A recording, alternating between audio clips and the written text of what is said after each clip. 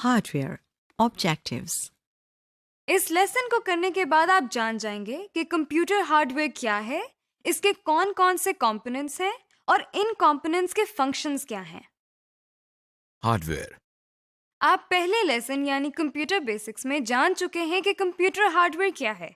Computer hardware वो चीज़ें हैं जिन्हें या तो आप छू सकते हैं या पकड़ सकते हैं, जैसे कि माउस, कीबोर्ड, प्रिंटर वगैरह।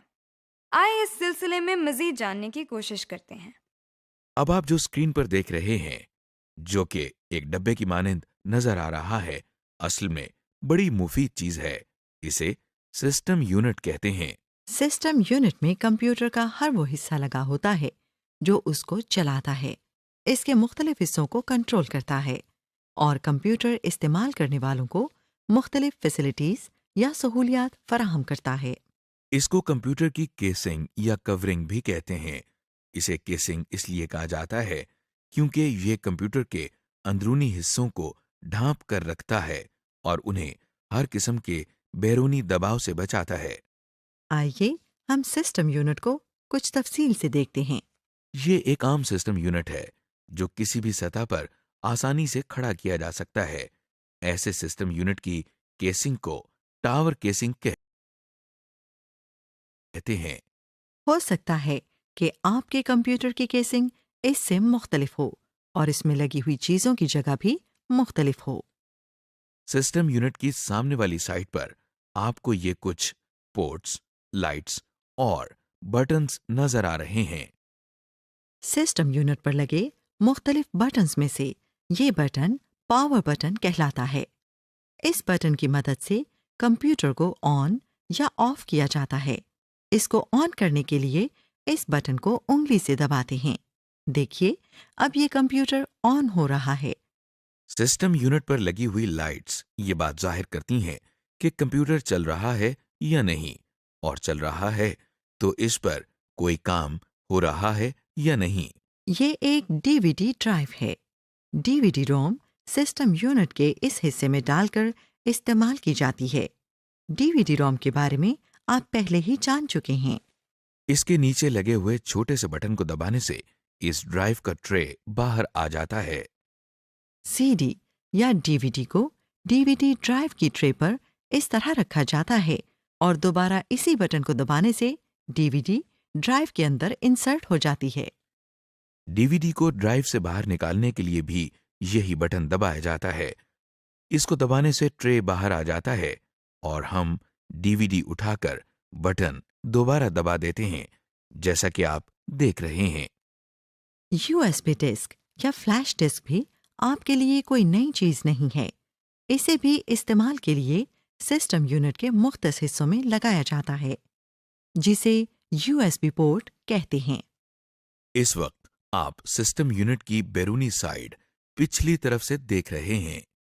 जिस तरह टीवी और दीगर बिजली से चलने वाली अशिया को बिजली के सॉकेट्स में लगाया जाता है, कंप्यूटर को चलाने के लिए भी बिजली की जरूरत होती है।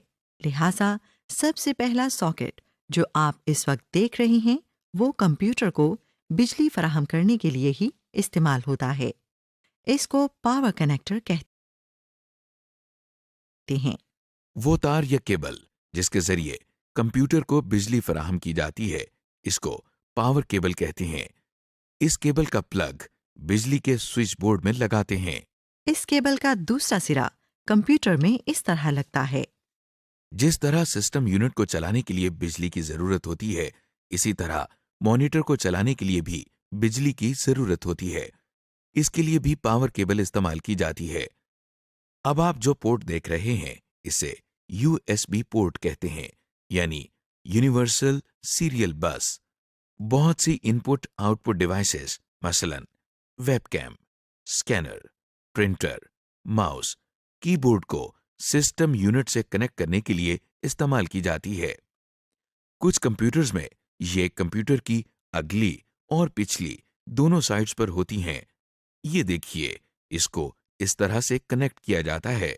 कंप्यूटर्स में माउस और कीबोर्ड की पिन इस तरह की भी होती है। कुछ कीबोर्ड या माउस को सिस्टम से कनेक्ट करने के लिए ये पोर्ट्स इस्तेमाल करते हैं। माउस की पिन को इसमें लगाने से कंप्यूटर माउस के साथ कनेक्ट हो जाता है। इसे इस तरह लगाते हैं। ये पोर्ट जो आप देख रहे हैं, इसको सीरियल पोर्ट कहते हैं। इसे गौर से देखें तो इसमें आपको 9 पिन्स नजर आएंगी।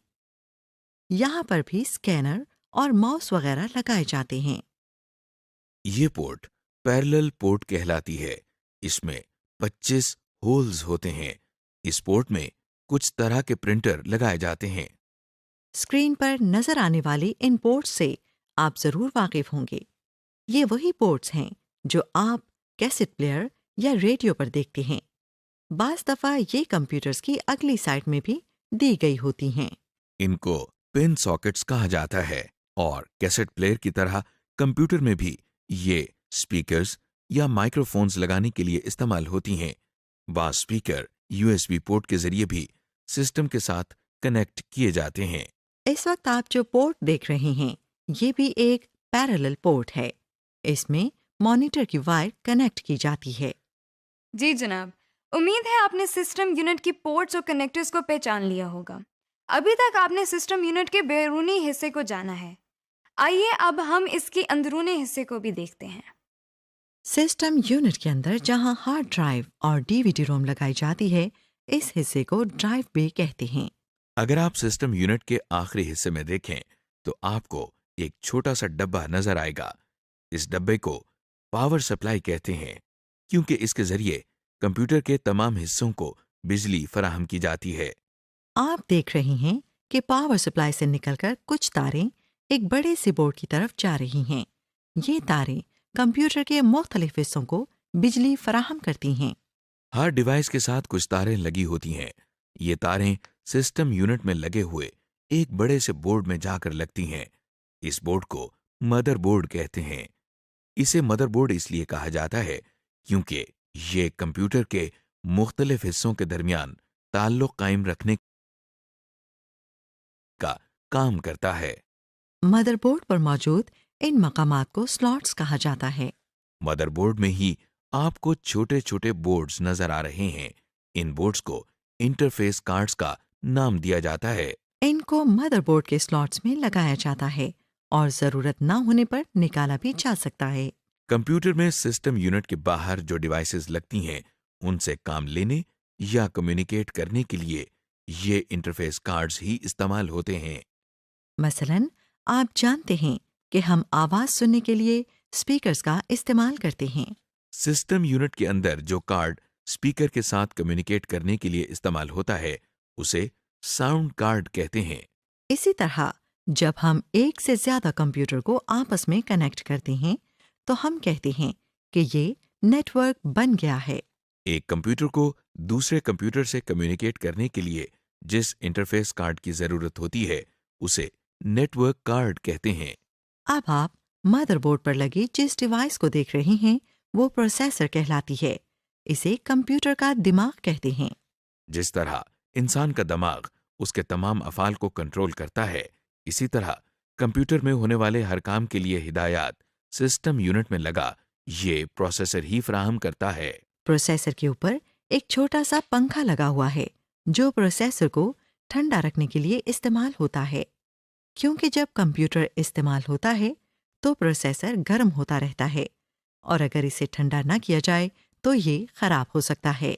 रैम चिप्स, जिसके बारे में आप पहले ही जान चुके हैं, ये भी मदरबोर्ड पर ही लगती हैं। मदरबोर्ड पर जिस जगह रैम चिप लगाई जाती है, इसे रैम की स्लॉट्स कहते हैं। आपने सिस्टम यूनिट के बारे में एक मुख्तसर सा तारुफ देखा। इससे पहले हम इनपुट और आउटपुट डिवाइसेस के बारे में भी पढ़ चुके हैं। आइए देखते हैं कि ये सारी चीजें मिलकर किस तरह काम करती हैं।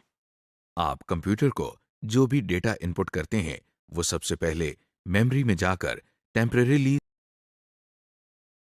स्टोर होता है। फिर ये डेटा मेमोरी से प्रोसेसर में जाता है और प्रोसेसिंग होती है। फिर जो रिजल्ट्स निकलते हैं वो मेमोरी में स्टोर होते हैं और साथ ही आउटपुट डिवाइसेस के जरिए डिस्प्ले होते हैं। और साथ ही अगर हम चाहें तो किसी सेकेंडरी स्टोरेज डिवाइस यानी डिस्क्स वगैरह पर स्टोर भी कर सकते हैं। इस तरह हम कंप्यूटर से बहुत से मुफीद काम ले सकते हैं। समरी। इस लेसन में हमने कंप्यूटर हार्डवेयर के दीगर अहम हिस्सों के बारे में मालूमात हासिल की, मसलन सिस्टम यूनिट और इसके सामने लगी लाइट्स और बटन्स। फिर हमने देखा कि सिस्टम यूनिट के पीछे कौन कौन सी मुख्तलिफ पोर्ट्स होती हैं, जिसमें serial ports, parallel ports, USB और कुछ पिन सॉकेट्स शामिल हैं। इसके बाद हमने देखा कि ड्राइव बे क्या होता है और उसके अंदर मुख्तलिफ स्टोरेज डिवाइसेस कौन सी लगती हैं। आपने सिस्टम यूनिट के अंदर लगी पावर सप्लाई को देखा।